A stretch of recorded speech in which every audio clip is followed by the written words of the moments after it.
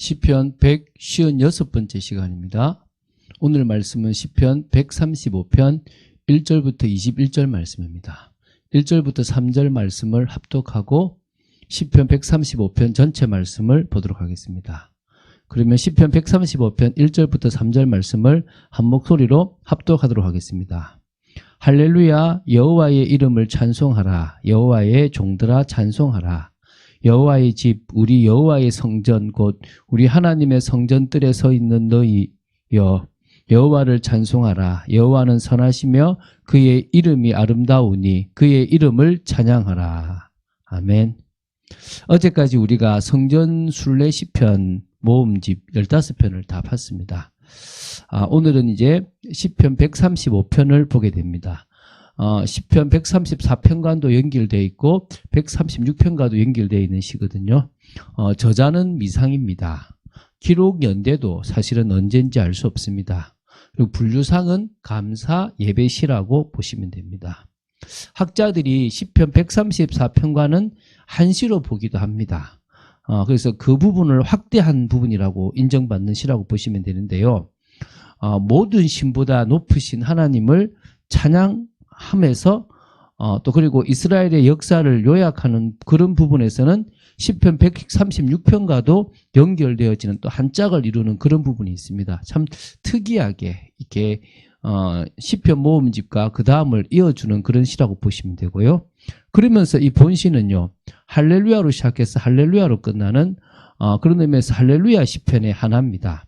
주의 법을 노래한 시편 119편, 또 시편 그 성전 순례 시편이었던 이 120편과 120편에서 134편 요거에서 잠시 중단되었는데요.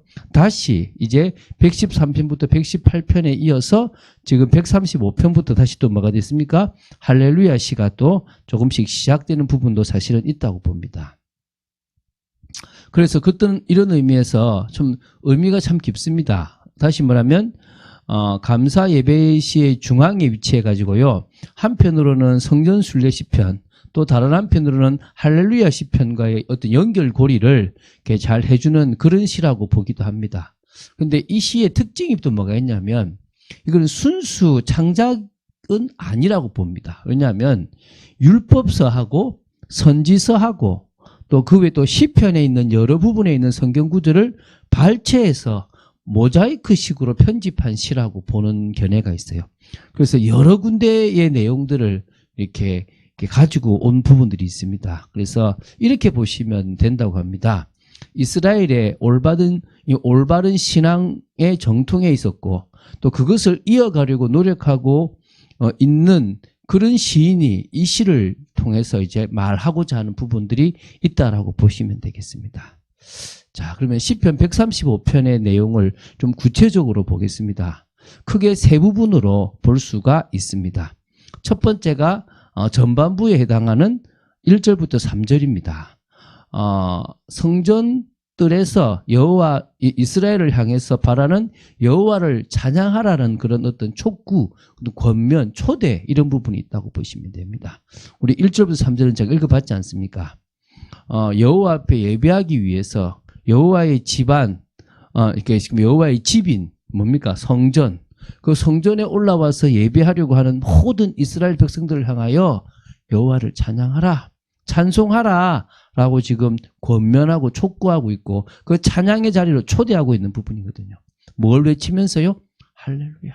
오늘 저와 여러분이 매 순간 할렐루야를 외치기 바랍니다. 저는 너무 힘들면요, 할렐루야 이럽니다. 오늘 너무 추우면 오늘 진짜 날씨가 할렐루야죠. 춥다고 해서 우리가 찬양 못할 이유가 없다고 생각됩니다. 문제가 있다고 해서 찬양 못할 이유가 없다고 생각됩니다. 그래서 여호와의 이름을 찬송하는 것이 우리의 중요한 목적입니다. 그래서 찬송 제목이 이제 3절이죠. 여호와는 선하시며 그의 이름이 아름다우니 그의 이름을 찬양하라는 겁니다. 오늘 그 찬양 속에 있게 되길 바랍니다. 그리고 이제 14절부터 18절 말씀입니다. 여호와를 찬양해야 될 분명한 근거와 그 이유, 또 그리고 정말 잘못된 어떤 그런 찬양의 또 우상을 섬기는 그런 부분에 대해까지 이렇게 조금 이렇게 나누고 있는 부분들이 있습니다. 자, 그러면 먼저 이 전체를 한번 좀 보면서 좀 하겠습니다. 제가 좀 읽어볼게요. 여호와께서 자기를 위하여 야곱 곧 이스라엘을 자기의 특별한 소유로 택하셨음이로다. 내가 알거니와 여호와께서는 위대하시며 우리 주는 모든 신들보다 위대하시도다. 자, 제가 4절 5절 2절을 먼저 봤는데요. 여러분, 여호와를 찬양해야 될 분명한 근거와 이유를요 2가지로 제시하는데, 첫 번째가 4절이고 두 번째가 5절인 겁니다. 그래서 먼저 4절에 대한 내용을 하면서 이어지는 걸 좀 보고요. 그리고 이어서 5절에 보겠습니다. 그래서 무슨 얘기냐면, 이스라엘이 하나님의 소유라는 특별한 관계에 있기 때문에 우리는 찬양해야 된다는 겁니다. 그래서 이제 8절부터 12절에서 이 특수 관계가 이스라엘의 역사 속에서 어떻게 나타나는지를 지금 소개하고 있어요. 한번 제가 볼게요. 그가 애굽에 처음 난 자를 사람부터 짐승까지 치셨도다. 애굽이여, 여호와께서 내게 행한 표적들과 징조들을 바로와 그의 모든 신하들에게 보내셨도다. 그가 많은 나라를 치시고 강한 왕들을 죽이셨나니 곧 아모리인의 왕 시온과 바산 왕 옥과 가나안의 모든 국왕이로다. 그들의 땅을 기업으로 주시되 자기 백성 이스라엘에게 기업으로 주셨도다. 출애굽부터 시작해서 가나안에 이르기까지 모든 과정을 이 8절부터 12절까지 딱 요약하겠습니다. 당신이 택하신 당신의 소유인 이스라엘을 향하여 하나님이 어떻게 행하셨는지를 알고 있으면 우리는 말 수밖에 없단 말이죠. 찬양할 수밖에 없다는 겁니다. 그게요, 우리가 찬양할 어떤 제목입니다. 우리의 인생을 구원하시고 우리를 당신의 백성 삼으시고 또 우리에게 하늘나라의 어떤 비밀을 허락하신 그것이 우리가 찬양할 이유가 아니겠습니까? 두 번째가 이제 5절에 나오는 겁니다. 하나님의 지극히 높고 위대하심 때문에 우리는 뭐 한단 말입니까? 찬양한다는 거예요. 그것도 모든 신들보다 위대하시다는 겁니다. 6, 7절에서요. 그 높고 위대하심의 증거가 되는 창조와 그 운행을 소개합니다. 제가 한번 읽어볼게요. 6, 7절. 여호와께서 그가 기뻐하시는 모든 일을 천지와 바다와 모든 깊은 데서 다 행하셨도다. 안개를 땅 끝에서 일으키시며 비를 위하여 번개를 만드시며 바람을 그 곳간에서 내시는도다. 이해가 되십니까? 오늘 이 부분을 통해서 그분이 전 우주를 창조하셨고 지금도 섭리하시고 운행하시는 부분들이 나옵니다. 그러면서 이제 15절부터 18절까지가 또 어떤 부분이냐 그러면 절대적으로 높고 위대하신 하나님과 비교하여 아무것도 아닌 열방의 그 우상의 허무함을 소개하는 부분들이 있습니다. 그래서 자, 열국의 우상은 은금이요 사람의 손으로 만든 것이라. 입이 있어도 말하지 못하며 눈이 있어도 보지 못하며 귀가 있어도 듣지 못하며 그들의 입에는 아무 호흡도 없나니 그것을 만든 자와 그것을 의지하는 자가 다 그것과 같으리로다. 여러분, 사람이 만든 그 우상이 어떻게 하나님이 될 수 있습니까? 사람의 통제를 받고 있는 그 우상이 어떻게 하나님이 될 수 있습니까? 절대 없습니다. 하나님은 상천하지에 전 우주 만물을 창조하신 진짜 하나님이십니다. 이 열국의 우상이 다 사람의 손으로 만든 은과 금일 수밖에 없는 겁니다. 그래서 우리는 13, 14절에 대한 고백이 덧붙이겠습니다.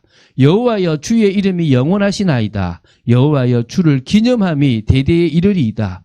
여호와께서 자기 백성을 판단하시며 그의 종들로 말미암아 위로를 받으시리로다. 진정한 하나님이십니다. 믿으시기 바랍니다. 이제 세 번째입니다. 19절부터 21절 후반절에 해당하는 겁니다. 후반부입니다. 성전뜰에서 바라는 여호와를 향하여 찬양에 다시 이제는 정말 레위인과 또 제사장들을 초청하고 있습니다. 19절부터 21절 읽어보겠습니다. 이스라엘 족속이 여호와를 송축하라. 아로나의 족속아 여호와를 송축하라. 레위 족속아 여호와를 송축하라. 여호와를 경외하는 너희들아 여호와를 송축하라. 예루살렘에 계시는 여호와는 시온에서 찬송을 받으실지어다. 할렐루야. 이스라엘 족속 전체, 또 그 중에 뭡니까? 아론 족속 제사장이죠. 또 레위 족속, 레위 지파지 않습니까? 특히 정말 그 이스라엘 중에서 여호와를 경외하는 자들은 송축해라. 예루살렘에 계시는 여호와는 시온에서 찬양을 받으시도다. 찬송을 받으시리로다. 꼭 이 시온 이게 성전 순례시 같은 느낌이 들지 않습니까? 그래서 성전 순례시를 마무리 짓기도 하고 할렐루야 시편을 이어가기도 하는 부분들이 된다라고 보시면 된다는 것입니다. 오늘 우리는 오늘도 찬양할 이유가 있습니다. 손해보는데요. 문제가 왔는데요. 어려움을 당했는데요. 괜찮습니다. 우리는 만군의 여호와 하나님의 긍휼을 받은 자입니다. 만군의 여호와 하나님께서 자격도 없는 우리에게 하나님의 은혜와 긍휼을 베풀어 주신 우리는 복된 사람입니다. 그래서 우리는 찬양할 수 있고 우리는 담대히 나아갈 수 있고 심지어 우리에게 잘못하고 죄 짓는 사람까지 그들에게도 긍휼을 베풀 수가 있습니다. 그게 바로 우리입니다. 믿으십니까? 하나님은 우리를 통하여 영광 받으실 것입니다. 그리고 이 긍휼함이 없는 시대에 긍휼함을 가진 하나님의 백성들이 어떻게 세상을 변화시키시는지를 보여주시고 싶으신 줄로 믿습니다. 하나님께서 그 축복의 삶을 우리를 통해서 살아가실 줄로 믿고 오늘도 믿음을 고백하고 긍휼히 여기는 자가 긍휼히 여김을 받는다는 그 엄청난 비밀 속에서 절대적으로 하나님과의 관계를 놓치지 않는 늘 그분을 송축하고 높이는 여러분 되시기를 주 예수 그리스도 이름으로 축원드립니다. 주는 그리스도시요 살아계신 하나님의 아들이심을 고백합니다. 오늘도 말씀을 나누게 하심을 감사합니다. 매일 성령의 충만함을 받는 저희들 되기 원하며 하나님의 은혜 속으로 들어가는 저희들 되기를 간절히 소원합니다. 역사하여 주시고 은혜 내려 주시옵소서. 정말 저희들이 여호와를 송축할 분명한 이유와 근거가 있음을 고백합니다. 저희들이 늘 긍휼을 베풀 그런 분명한 이유가 있음을 고백합니다. 그 속에서 오늘도 담대함으로 살아가는 저희들 되게 하여 주시옵소서. 주 예수 그리스도 이름으로 기도드립니다. 아멘.